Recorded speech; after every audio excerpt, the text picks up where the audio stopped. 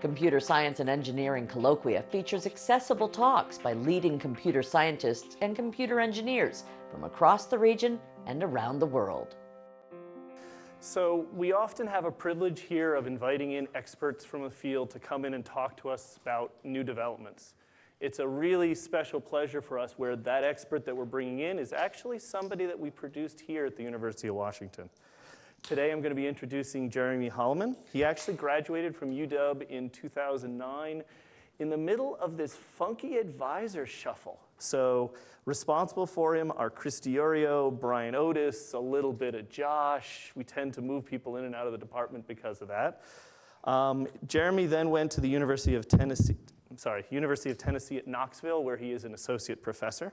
And he generally works in ubiquitous intelligent sensing, including wireless sensors and energy-efficient unconventional computation. This leads him into a lot of different creative tasks and opportunities, like analog circuits for deep neural machine learning, neural interfaces, and even putting electronics onto bats to fly around and figure out echolocation. Jeremy? Thank you, Scott. So I am Jeremy Holleman, and today I'll be talking about a few circuits that we've put together in my group at University of Tennessee. So the thing that we're working towards is ubiquitous data gathering, mostly for sort of medical, scientific applications, but also for pretty much anything where you need to measure something and it's hard to do that. And so the technology we deploy to get there is miniaturized, intelligent wireless sensors and agents. We're a little more tilted towards the sensing than the acting right now, but in the long-range agenda, action and agents is definitely on the agenda. And so one of the big obstacles to getting there is power, both the consumption, the power consumption by individual devices and delivering the power to the device. And so within that framework, we have kind of two main thrusts within our research group that we work on. The first is, as Scott mentioned, wireless sensors. So these are essentially miniaturized instrumentation where we're trying to measure something that's either in a place or a context that is just very difficult to get to. So it can enable things like observing behavior in freely behaving animals, whereas previously they might have needed to be constrained, or wearable or implantable medical devices for continuous monitoring of health conditions. The other thrust is analog or unconventional computation. So by implementing computations using analog circuitry, we can often achieve an improvement in power consumption. And because power is a constraint on computation at scales ranging from sub-milligram sensors all the way up to server farms crunching on big data problems, I personally believe that there's the potential to have applications of unconventional computation really across that range of scales. And so these approaches tend to map well to problems in signal processing, machine learning, kind of video processing. And so the connection between those two, of course, is that we're targeting low power operation in both of these areas. And of course, applying unconventional or analog computation, I think, has applications in the wireless sensors. So within any of these wireless sensors, we can sort of think of there being three stages in the signal chain. And this is also going to serve as the outline of the talk. So we need to acquire a signal and condition it, maybe get it up into the electrical domain and get it up to an amplitude we can work with. We'll typically need to do some sort of processing or maybe some classification on the signal. And then we need to get the information wirelessly to somewhere where we can do something useful with it. And so we'll start out in that signal acquisition stage, specifically in the neural recording application. We're trying to measure signals from neurons. It has applications in neuroscience research as well as clinical applications for things like spinal cord injury patients. But one of the difficult things is the amplitude of these signals is very small, and it sort of tens to low hundreds of microvolts. So we need a low noise amplifier to do that. Typically, if you need low noise amplification, you also are going to need high power consumption. So earlier, actually while I was here, I had done some investigations into sort of simplified amplifier architectures for neural amplification. And I'd settled on, after looking at the sort of fundamental considerations of noise efficiency, I'd settled on this very simple architecture that's circled in the top right. And we'll use this noise efficiency factor as a way to compare different architectures, which takes into account the current, the bandwidth, and the noise to compare different architectures. And it's become a pretty popular figure of merit in this neural amplifier area. So based on that work, I'd simplified fairly common topology for neural amplifiers to a much simpler architecture. And this simpler architecture has excellent noise efficiency in the sense that you can get good low noise performance with a relatively small amount of current. But it has some drawbacks, which are that it is less linear than a standard amplifier. It has relatively poor supply rejection. And the gain depends on intrinsic transistor parameters, so it's more poorly controlled than an architecture like this one over here on your left, where you get good matching between these capacitors, and you can set your gain ratio using that. But philosophically, we decided that it made sense to prefer deterministic errors like supply rejection and linearity to random ones like noise. So based on that work, we implemented that, and sure enough, we get really good noise efficiency. And we get really bad supply rejection and pretty poor linearity.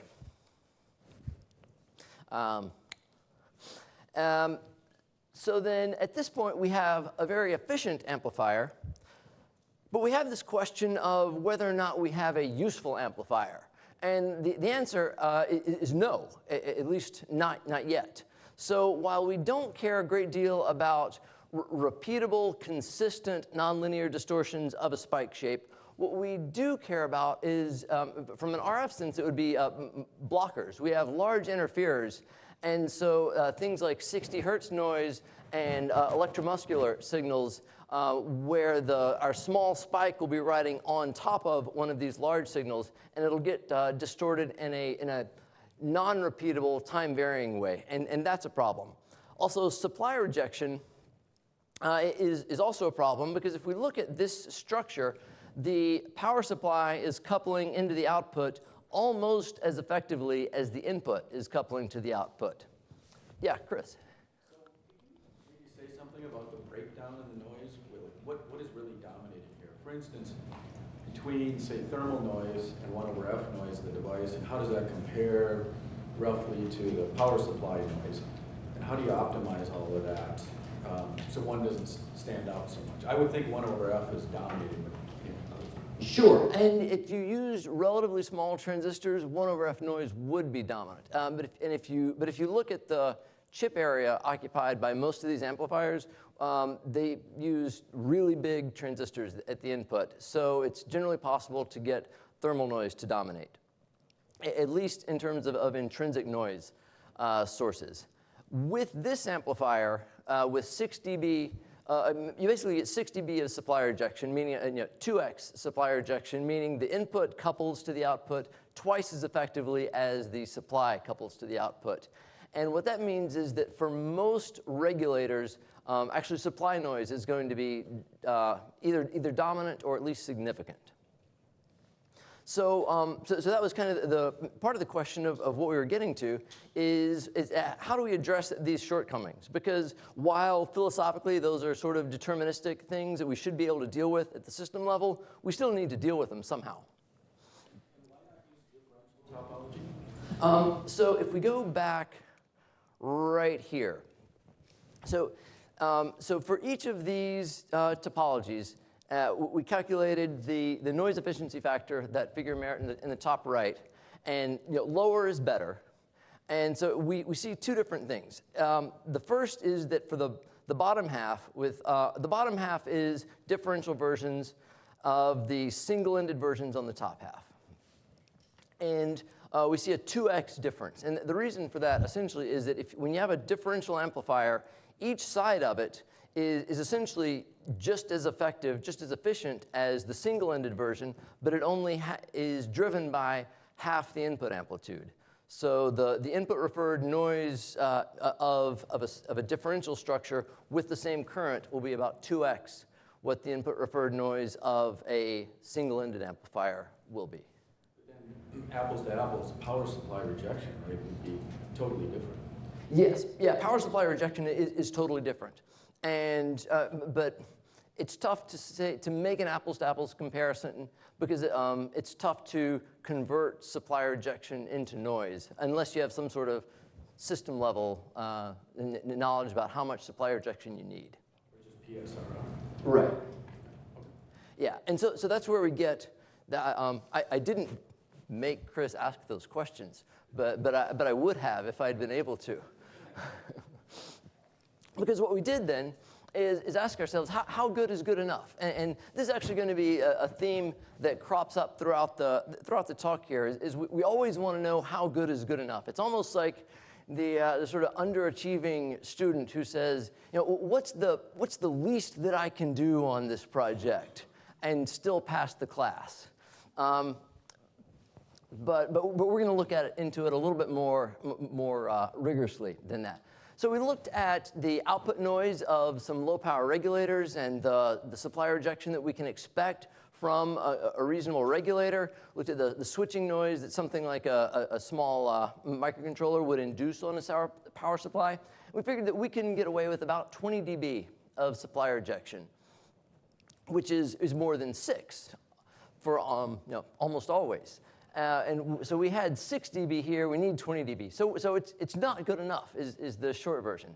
Let me take one quick step back. So we had this linearity issue. That was actually relatively easy to address. We can apply some feedback. So we take our output, couple it back to the input. So now our gain is at least somewhat governed by this capacitor ratio. But we haven't introduced any additional current branches here. So we still have that same efficient structure, but we have somewhat improved linearity. Now we need to deal with the power supply issue. And the reason that differential structures have good power supply rejection is that power supply becomes a common mode signal. So if we have noise on the power supply, it couples through here and also through here in roughly the same amount. So when we look at the difference, we don't see a difference induced by the power supply, at least to a first order. So we would like to duplicate that while maintaining this simple single-ended strategy. And the insight here is that we can delay that differential comparison until we get to a second stage where noise efficiency is not quite as important. So the approach that we took was this. We dedicate one channel to really just measuring supply noise. And so we have this one dummy channel, and then we have other channels actually connected to our electrode. So our input signal starts out here. We have some supply noise. It gets coupled, so we have this garbagey, corrupted spike. But then we have our dummy channel, measures the input noise, and then those two signals are compared using a differential second stage. And so we subtract out the supply noise, and we get back our signal. I mean, this is kind of a cartoon version. It doesn't work out quite this beautifully, but that's the principle. And we can afford a more complex differential stage at the second stage because we've already achieved some gain through this first stage. So we don't need the noise performance here that we needed here. So so we get this. So we can afford the differential second stage. And when we do that, what we see down here on the bottom row is that we've gone from about 6 dB of supply rejection to about 40 dB, which should be good enough. And we have improved the linearity somewhat. It's still not as good as some of the closed loop devices, or fully closed loop. But we have improved linearity, improved supply rejection, and we still have almost as good of a noise efficiency as we did before. So, incidentally, thanks for kind of breaking the ice on the questions, but I would encourage any of you to go ahead and interrupt me, shout, maybe not throw stuff, but go ahead and ask questions as we move through, and I'll ditch slides as we go if that becomes necessary. So we built that, fabricated it, and just to verify that it actually is a useful amplifier, connected up to the sensory neuron in a cockroach leg, and we get a couple of really nice, well-separated spikes. What we're seeing here is a lot of spikes gone into a spike sorter, and you can see they're pretty tightly grouped, indicating good noise performance. So that was our, sure. Difference between red and blue? So if you stick an electrode into neural tissue, you're going to see some spikes. And often, your electrode will be close enough to two different neurons that you get both spikes from both of those cells. And most of the time, there will be a different characteristic shape for the two neurons. And so if everything is working right, then this is one neuron in the blue and another neuron in red. So having acquired some signals, we will most often need to do some sort of processing on that information. Where here processing is a very catch-all term, where it could mean standard DSP type stuff, or it could mean classification, machine learning, kind of any sort of pattern recognition that we might want to do. So that could be recognizing individual spike shapes, the spike sorting like we just saw, distinguishing faces or people from cars and trucks in an image processing program. And both of those kind of fall into the general category of classification problems. And so in this project, we're implementing a deep machine learning structure, which is this. So with high dimensional problems like image recognition or audio recognition, it's generally infeasible to take a large high dimensional observation and dump it directly into a classifier. There's this problem with the curse of dimensionality. And so we need to extract some features, sort of a compact representation that describes the observation using a smaller number of parameters than, say, the 4 million pixels of an image. Deep machine learning has emerged as a good way to do robust feature extraction in a way that doesn't involve lots of hand tuning of features and yields very good performance. So this is an implementation of the Destin deep machine learning architecture, which was developed by a colleague at Tennessee, Itamar Arel. It is a hierarchical structure, where the raw input comes in as the high dimensional data, and we start off with nodes on the lower level where the raw input comes in. And these nodes are all identical, and each of them form a belief about the inputs connected to that node, then pass up the beliefs up to the next layer. And so these beliefs propagate upwards, and we get gradually more and more abstract as we move up. We also get more spatially extensive as we move up. So an individual value at this level it reflects information about a larger spatial extent than, say, an individual value at this level. So we take raw data, put it into this structure, and then out at the other end, we get rich features which assist with classification and can also serve as sort of a manner of compression to reduce the amount of data that we need to transmit or store. So we're going to look now at what each of these nodes do. And each of these nodes is essentially a clustering algorithm. So in case you're not familiar with clustering, what we're attempting to do here is detect patterns in the data and group observations based on some notion of similarity. We use essentially the online k-means clustering algorithm. And the way this works is that we're working in a two-dimensional space here. And we're assuming 4 clusters, so k is 4. And so we sort of more or less arbitrarily initialize these 4 centroids at our 4 stars, and we start feeding it data. And when we get our first observation, we say, well, that observation is most similar to this centroid, so we're going to move that just a little bit closer to our observation. And we repeat that over and over again. And eventually, the centroids find the clusters in the data.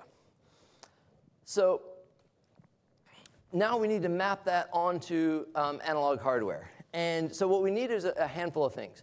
We need a way to store the locations of those centroids. We do that with floating gate analog memory cells, which I can talk about if people have questions.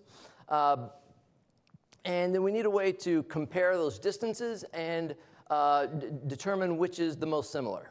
So what we have here is the analog implementation of that. Each of these stacks corresponds to one centroid. So we have four centroids, 4 stacks, and each of these stacks is 8 layers thick, indicating that we have 8-dimensional inputs for each centroid. So while I was showing you 2 dimensions just a second ago, we actually have 8 dimensions for each input.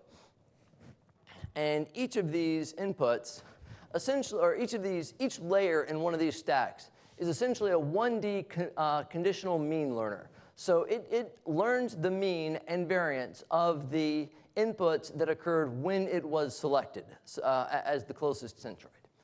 And so that turns out to be a pretty useful sort of atomic unit of computation for doing things like clustering, classification. It seems it should be applicable to regression. And that's kind of our core computational unit. So diving down one layer into one of those one-layer patches, what we have is 2 memory cells, one to store the mean, one to store the variance. We have an absolute value operator, which tells us how similar in one dimension is our present centroid to our current observation, our current input. And then we have an x squared over y operator. So x in this case is that absolute difference. Y is the variance. And so in that case, the difference squared divided by sigma squared gives us one element of the Mahalanobis distance. If we assume that the covariance matrix is diagonal, then we'll wind up with the Mahalanobis distance. So we can dive one layer down further yet. I'm going to look at the guts of this block here. But we can also, before I do, we can also configure this to give us a couple of other distances. If we select as the input, as the y input, just a constant, then we get the Euclidean distance. And if we just take the absolute difference, then we'll get a Manhattan distance. And so this absolute difference also is going to tell us when we need to update that mean, move that centroid, we're going to move it by an amount proportional to this absolute difference. When we need to update the variance, we're going to update it by an amount proportional to the difference between our current variance and our current squared error. So how do we take those operators and map them onto analog circuits? That should be a little bit less transparent than it is. But in order to implement that absolute value operator, we have a circuit like this. Hopefully you guys can see it, where we have an amplifier which detects the direction of the input current and conditionally routes it either directly out in the case of a current coming in, or reflect it through a current mirror, which just changes the polarity of the current, in the case where we have a current being pulled out of the circuit. So we get an absolute value current signal out. So most of our signals are being represented as currents, which makes a number of things easy. It makes addition easy, and as we'll see in a minute, it makes some other operations easy. So now we have our absolute error. And let's see. So now what we need to do is implement that x squared over y operator. And for that, we use what's known as the TransLinear Principle. If these transistors are biased deep in the subthreshold regime, so that they're operating below the threshold voltage, then the relationship between the gate to source voltage, the voltage between the gate here and the source here, and the current through the device is an exponential relationship. So if we look at the gate source voltages of these two transistors, they add up. The gate source voltage here and here, here, they add up. So we get this equality of sums of voltages. which when we raise that up to an exponential, we get products, and that equates the products of those four currents. And if we represent our input as x, then we have this x squared equals y over z, or z is equal to x squared over y relationship at the output. So we can kind of move back and forth in and out of these exponentials to affect a multiplication operation. Yeah? How large were these devices, Jeremy? Sorry? How large were these devices? They are around a micron long and 2 to 5 microns wide. Okay. And this was in what process? Sorry. 130 nanometer CMOS. Yeah, Yeah, one was about the process, and the other was like weak inversion circuits are susceptible to process variations, right? yes. How well controlled was this? Not all that well controlled. What we find in a lot of cases is that many of these operations are going to exist inside of a feedback loop. So if some of these are shifted in a consistent way, then the feedback loop will sort of learn that difference. And I'll talk in a couple minutes about how we investigated that in a slightly more systematic way. But that's a question that you do have to ask yourself in these kind of circuits. But the other answer, I guess, is that we would prefer to rely on the algorithm being robust to variations than on beating it to death with giant transistors and reducing the variations. So we have this translinear loop, which gives us an x squared over y operation. We tested it, and we can sweep the stored mean and see this curve shift around. We can sweep the variance and see the curve kind of open up and narrow down, just like we expect. So now we've implemented essentially one of these little patches. So what we have at the output of this block here, the x squared over y, we have one element of the Mahalanobis distance. So then we take the outputs corresponding to each of these dimensions in a single centroid, and the wires just connect together since they're currents. That means the current sum, and we get the complete multidimensional Mahalanobis distance or Euclidean distance, depending on how we have it configured. And so that gives us an indication of how likely it is that our input corresponds to any one of those centroids. So now let's see. So now we have those four inputs, and we need to determine which one is most likely.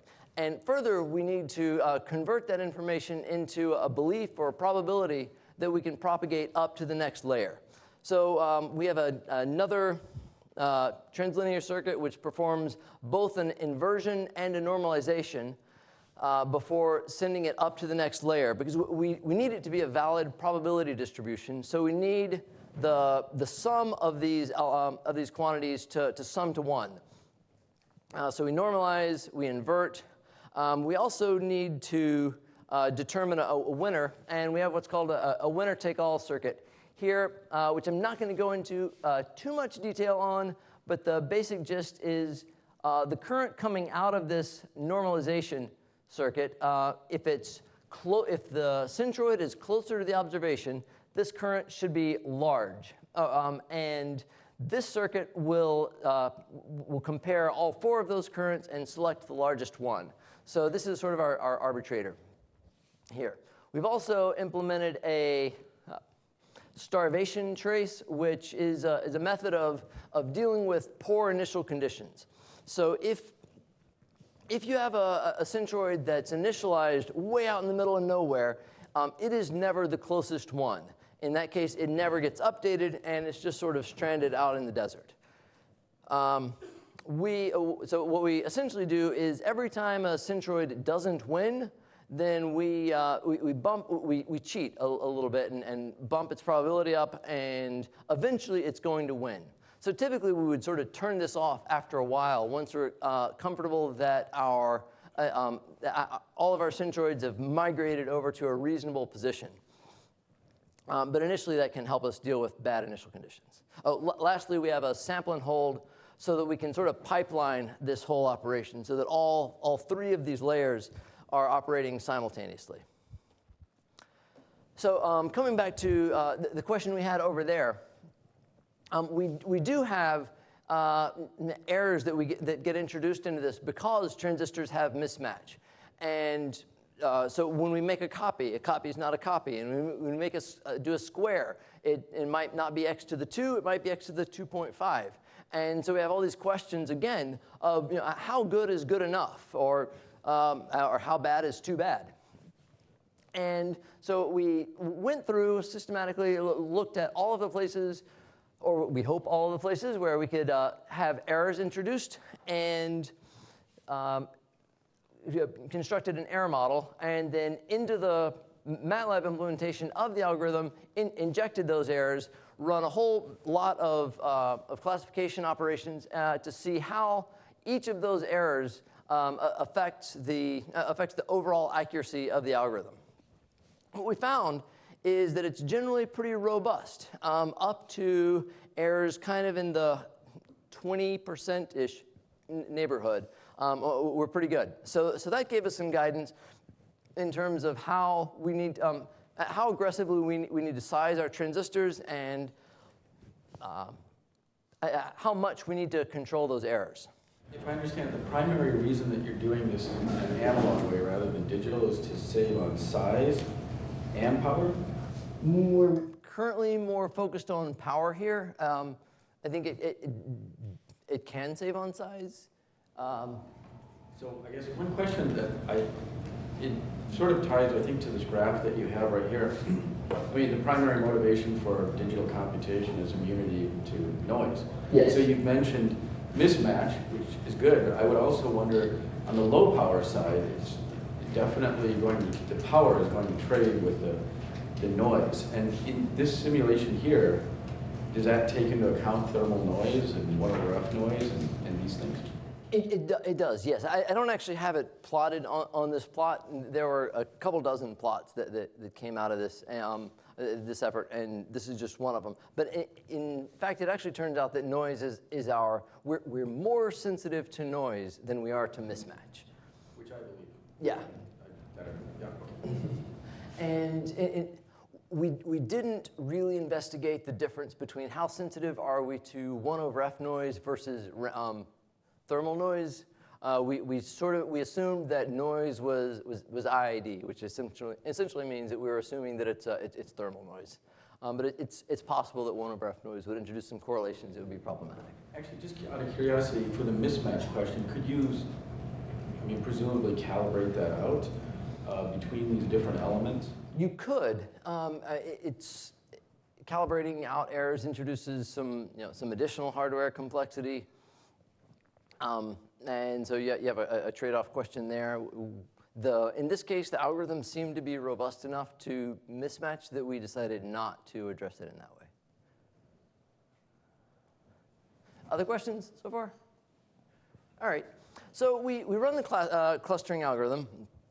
And so this is not the entire stack at this point. This is just one node doing a clustering operation. And because Scott refused to get me an 8-dimensional projector, we're just operating in 2 dimensions here. But we can see our 4 centroids line up. They start in the locations indicated by these red squares, or red stars. And each green point is just some data that we fed at it. And so in the pink tracks, we can see how it migrates over. Initially, we had these 2 starting together. This one kind of started trying to grab this centroid, and then when this one swept in, it changed its mind and headed over here. So you can see an interesting little trajectory there. But we learned the 4 classes. We also tested out the initial condition issue, where we initially disabled the starvation trace and initialized one of our centroids way out here, and we can see that as you would expect, it never gets there. We turn on the starvation trace, and it gets there, and we find our 4 clusters. So bottom line, the clustering seems to work. We also wanted to characterize the noise and see what is our input referred noise. A classifier is not really an amplifier, and so there was a little bit of a question as to how do you actually measure the noise of something like that. And so essentially what we do is take the input and sweep it across a decision threshold. And when we do that, we can see the probability of a given decision going from 0 up to 1, and that essentially winds up being the CDF of the noise distribution. So we differentiate that, and we get the Gaussian PDF. And from the standard deviation according to that, we get our input RMS noise, which wound up being about 56 picoamps out of a full scale of 10 nanoamps scale. So we have an SNR of about 45 dB. So then remember that clustering operation is one in a layer, in a hierarchy of seven units here. So to test the entire hierarchy, remember the purpose of this hierarchy is to extract features that can be used for classification. So in this case, the deep learning feature extractor is running in analog hardware. A simple linear classifier is running, neural net classifier is running in software, and we get our classification result. We tried it on a sort of a reduced character recognition test where we have these 3 characters, and we corrupt some fraction of the pixels. As you'd expect, as you start corrupting more pixels, the accuracy of classification falls apart. But as we hoped, if we do this with the feature extraction done in analog, and then we do it again with the feature extraction done in MATLAB with full floating point accuracy, no noise, no mismatch, we get essentially the identical trajectory of accuracy. So what this told us was that our error modeling worked. The analog issues didn't introduce any additional problems in terms of overall analog performance. So a bunch of numbers. We can, if you have specific questions about performance, we can talk about that.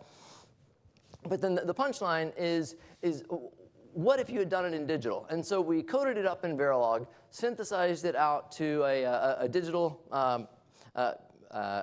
circuit down here, simulated that and to estimate the power. And what we find is that normalized to the same energy per to the same operation, the difference in energy per operation was about 288x, about 7.7 nanojoules compared to 27 picojoules. In terms of area, yeah, go ahead.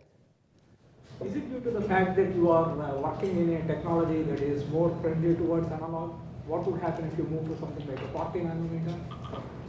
Because you said you are more sensitive to noise, right? So that as the voltage comes down, to keep the same dynamic range, you probably need to pump in more current into analog to bring the noise flow down. So, so this was running at a 3-volt supply. So you're right that we would that if we reduce the voltage to 1 volt, we would need to be careful in some of the design. But the signal swing, because it's a current mode signaling, the signal swing is not a large fraction of that 3 volts. So I don't think that we would experience a big problem with dynamic range. And in some other circuits that we've done at 1 volt, we've seen pretty similar levels of energy per operation in the current mode. So are you basically saying because you're running current mode, it's more scalable in technology? Yes. Okay, good. So one I meant to ask now, it seems like noise is the sort of central thing here in this approach. You mentioned you get an SNR of 45 dB. What do you need to do these type of computations? Like what is the lower bound of the SNR, and can you trade that off somehow? So I think that we could trade off some SNR with when we did the noise simulations. Noise became a problem more like at 5 to 10% of full scale, as the standard deviation of the noise we added was 5-ish% of the full scale value. So I would expect from that 45 dB is probably more than is necessary. So we should be able to go back and maybe reduce the current, the bias points somewhat. We've not really tried that, and I'm not honestly sure with this given design how much could we reduce the bias point before something falls out of its correct region of operation. I mean, could you trade off the SNR for the power? I guess that's what I was getting at. You can absolutely trade it off at design time. If you want to trade off SNR and power at runtime, then it's still possible, but you need, at design time, that means you need to make sure that everything is going to stay biased correctly at a wider range of bias levels. Two quick questions. What voltage was the digital running at? Digital was running at 1 volt. And how do you envision the system to sort of be implemented? Do you think this will be sort of a piece of what is going to be a direct map sort of machine learning implementation? Or do you think this is going to be like an accelerator that's going to be mapped over a larger problem in the context of a larger digital system? How do you envision like the architecture of this working on? It's a good question. So the question was, how do I envision this architecture being deployed in a real useful system? Is that a fair rephrasing? Okay, and the answer is that it depends on the end application. So if we're picturing something in a deeply embedded, milligram scale sensor, then I think that what we have presently is close to being useful for that sort of thing, where maybe we have samples coming in from an EKG sensor, and we need to classify them in terms of healthy or problematic.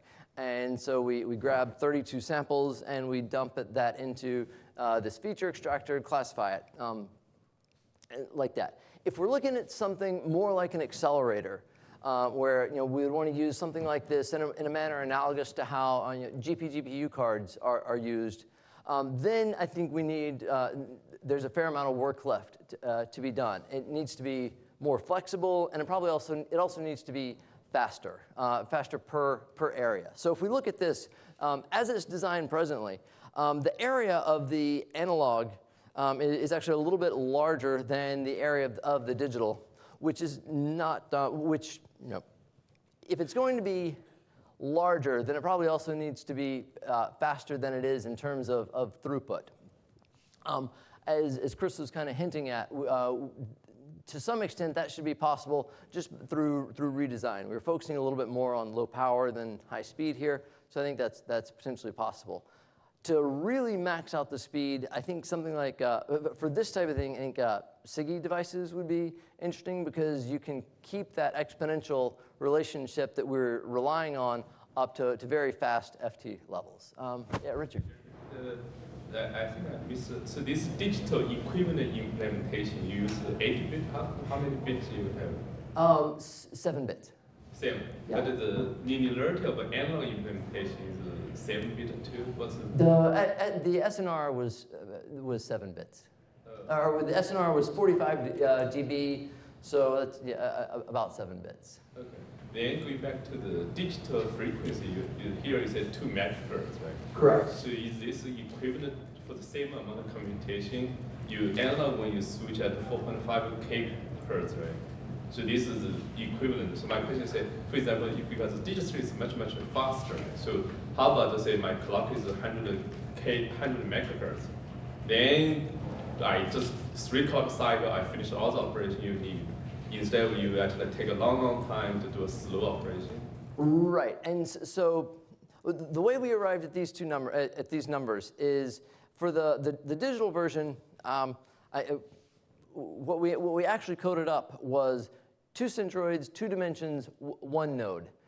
So I took that product of 4 times 2 megahertz. So we're doing 4, so 8 million sort of node classifications or node operations per second.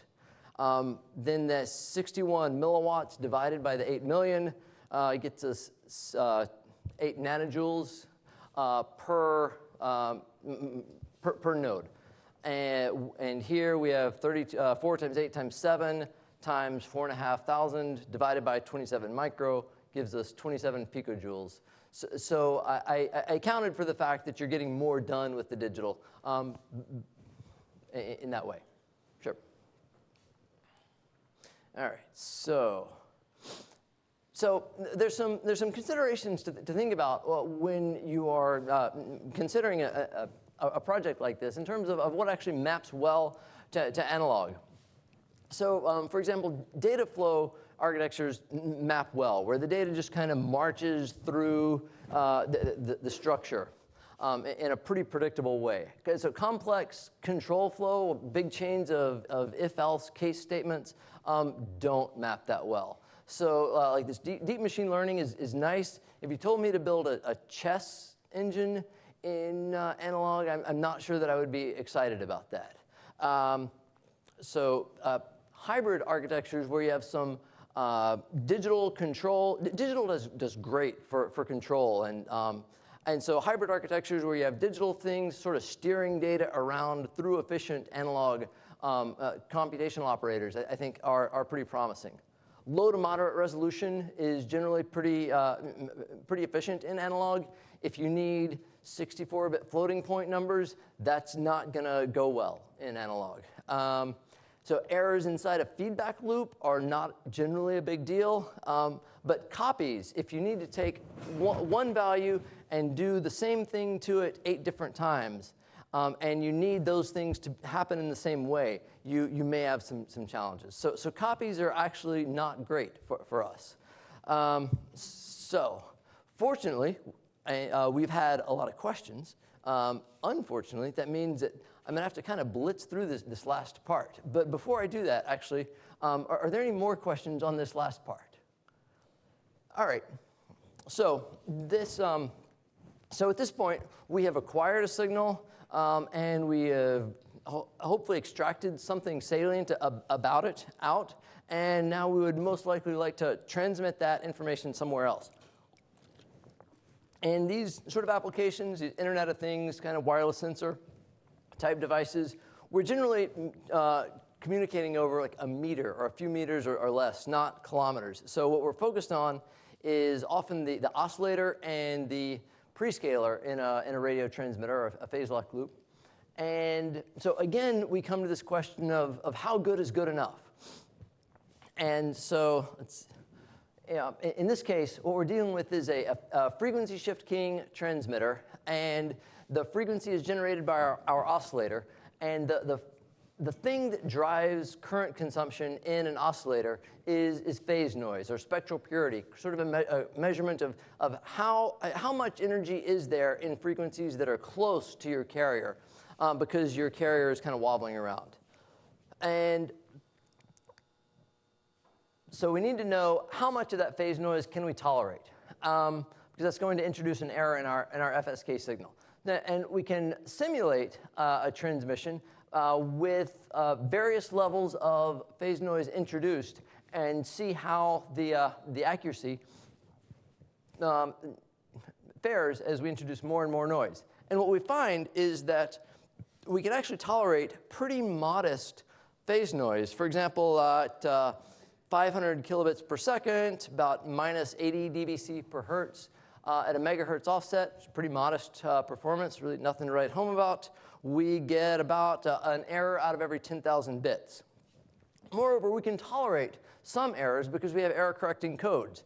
So if we take that 10 to the minus 4 bit error rate and we add less than 15% coding overhead, we can get our overall block error rate down to less than 10 to the minus 9th, which is like 3 milliseconds out of an 8-hour conversation being botched, which in almost all cases that I'm interested in is okay.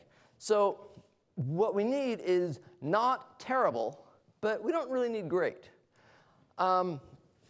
With that, then, we looked at a couple of the existing oscillator topologies.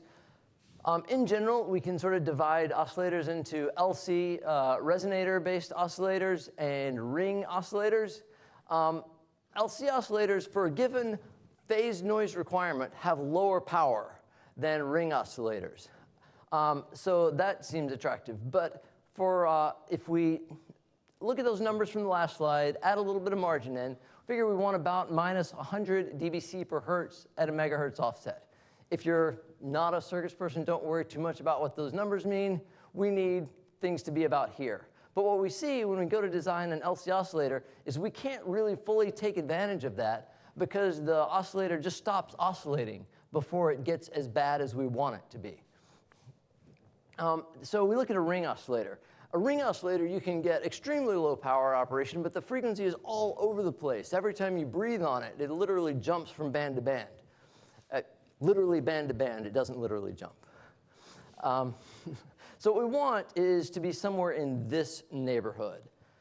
And the reason that the LC oscillator stops oscillating when we throttle back the power is that we need a certain amount of transconductance to overcome the impedance of the LC resonator itself. So we need enough gain, we need at least a gain around the loop of 1 to maintain oscillation.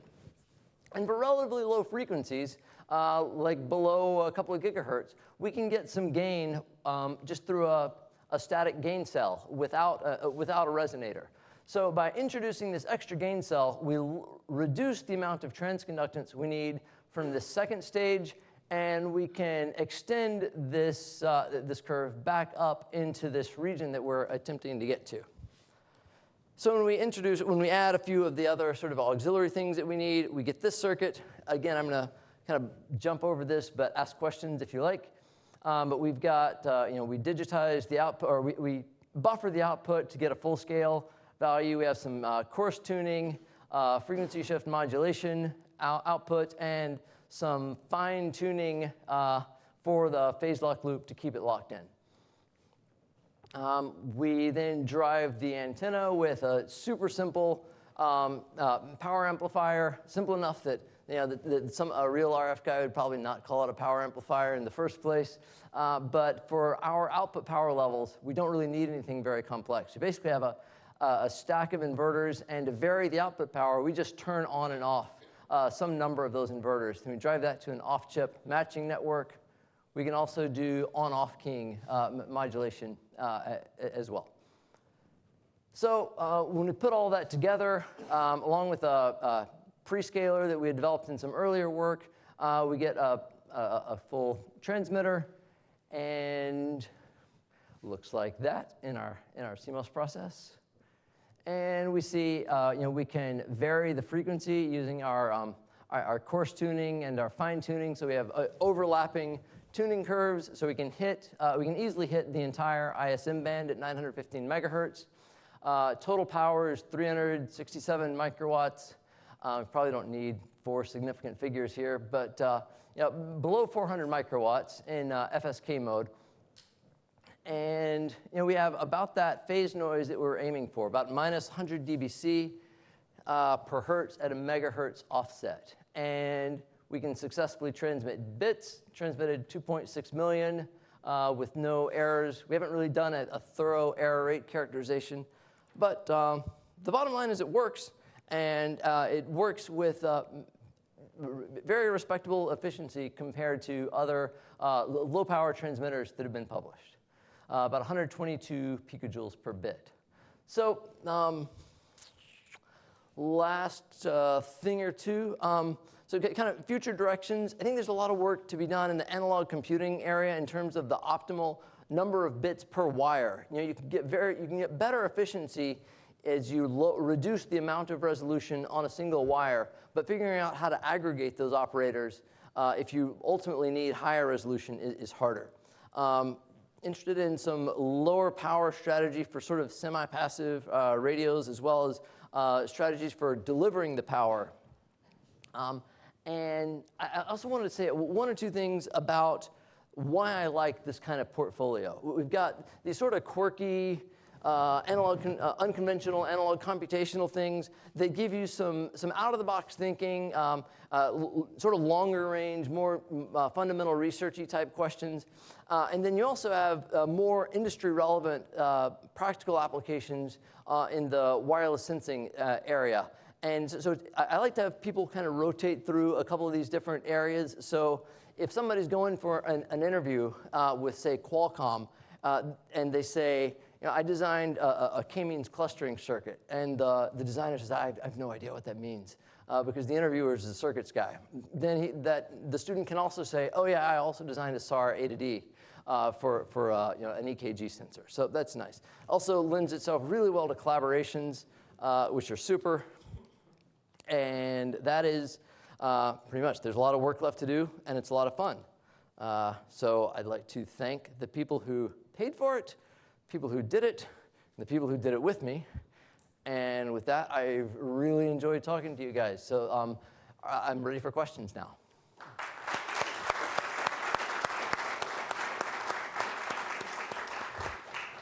So I'm down front. I get to toss the first one out. Sure. So you kind of talked about analog computations and what analog is bad at doing digital. And we have people here like Louise who say do digital computation, stuff that's digital is bad, doing analog. Do you have any idea of how yours might interact in a much more digital world and sort of optimizing portions of that? I guess it depends on exactly what you mean by stuff that's bad, that digital is bad at. I mean, because Analog could be fast but not as accurate for a problem that couldn't be parallelized or couldn't be done in today's multi-core or what have you. yeah, and I think that makes a lot of sense. So analog can be very fast. And while we designed these circuits kind of targeted at kilohertz-ish operation, in modern CMOS, even well below threshold, you can still have transistors that run north of gigahertz. And so it's not at all hard to imagine doing some of these operations at sort of giga operations per second sort of throughput for fairly compact circuits. Yeah, Josh.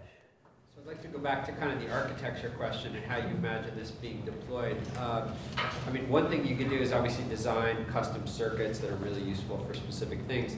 I mean, do you think you need something sort of like an analog FPGA or something like that? I mean, and is that something you're interested in doing, or how do you see that happening? I do think that is something I'm interested in doing. We made an attempt at sort of an analog FPGA, doing kind of coarse-grained operators. There were some issues with it. It didn't totally pan out. But I do think that's one good avenue towards doing that. Finding the right level of granularity is a question that's still open in my mind.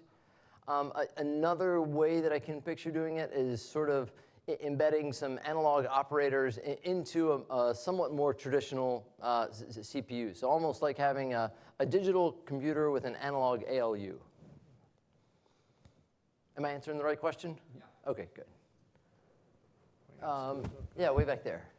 So you mentioned a couple times that the digital, is obviously if you need really high bit resolution, you just can't store that many different analog values to distinguish them. But you said about 8 bits is a sweet spot. Is there a point where, as you get to even lower resolutions, like maybe you just need 2 or 3 bits, the digital starts to be less worse than the analog again because the circuits that actually process those things can be so small and digital?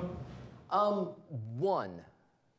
Well, so what I found is that as you reduce the resolution, so I did some experiments with a multiplier, sort of gradually cranking down the expected resolution that you wanted, and so then looking at the fact that it's going to settle more quickly because it doesn't need to settle quite so well, and you can also tolerate more noise.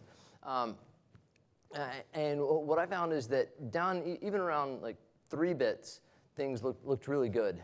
At 2 bits, things in a fundamental way seem to look better in the sense that if you just count, so if you picture combining, aggregating multipliers in the way that you would in digital. So if you have I guess 4 4-bit multipliers, you can glue them together and make an 8-bit multiplier. And so if you sort of scale things that way and try to come up with some measurement of fundamental efficiency normalized to resolution, then things got better all the way down to 1 bit. But at 1 bit, you might as well have, it's digital. So I think 2, 3 bits is a good place for analog. And the hardware required to do that aggregation, I didn't account for. So at 2 bits, it's hard to imagine that the overhead is not going to bite you. Why don't we finish off with Sue and give him the last word? Can I look at your BFSK, the design? So I think it was 4. Right here? One before, where you were looking at, you're having the bit error rate and the block error rate? Oh, right. So, right here. Right. So what bit error rate did you choose to operate at? I'm trying to understand these 2 curves. What's your block size? 128-bit with read Solomon encoding. Okay. So but if you're operating at a BER, what's 10 to the minus 4? So if we take 10 to the minus 4 bit error rate. So I don't get this axis at all. Your block error rate should be about block size times the bit error rate. So here you have something at 10 to the minus 9. You got something there at 10 to the minus 4. Wait. So you're saying the block error rate. So if I make a bit error per bit, the probability is 10 to the minus 4, and I got 128 bits. Approximate block error rate would be 128 times. So that I should have an error rate of 10 to the minus 2. Something of that sort. But more often than not, those errors will be corrected. Even then, 10 to the minus 9 is. So I don't understand that. So what